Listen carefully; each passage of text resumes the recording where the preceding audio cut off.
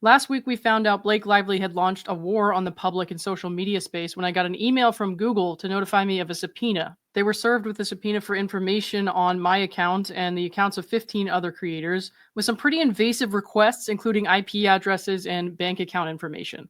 All but one of the known users in that group of people were women. A lot of them were people who give anonymous commentary on court documents and updates in the Justin Baldoni-Blake Lively case. Now, apparently Blake is targeting multiple platforms because in addition to Google, a lot of X users last night, I think 20, got hit with the same notification of a subpoena for their information.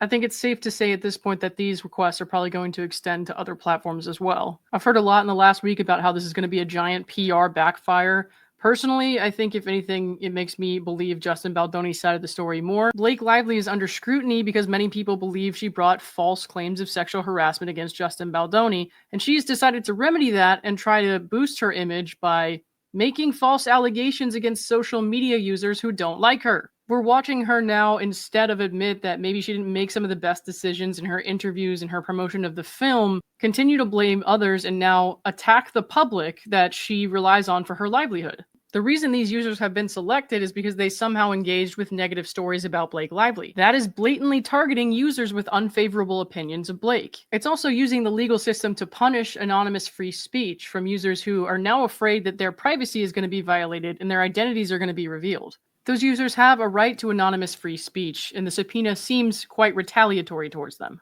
Now, I'll be working on a motion to quash the subpoena to Google for my information. I know others have hired attorneys who are working on that as well. But people saying things you don't like, people who are not parties to this court case at all whatsoever, that's not enough of a reason to violate their privacy. So I gotta think this is going to continue to backfire tremendously. I know it's been scary and exhausting for a lot of people. It really sucks to hear people cry and struggle with this because they didn't do anything to her.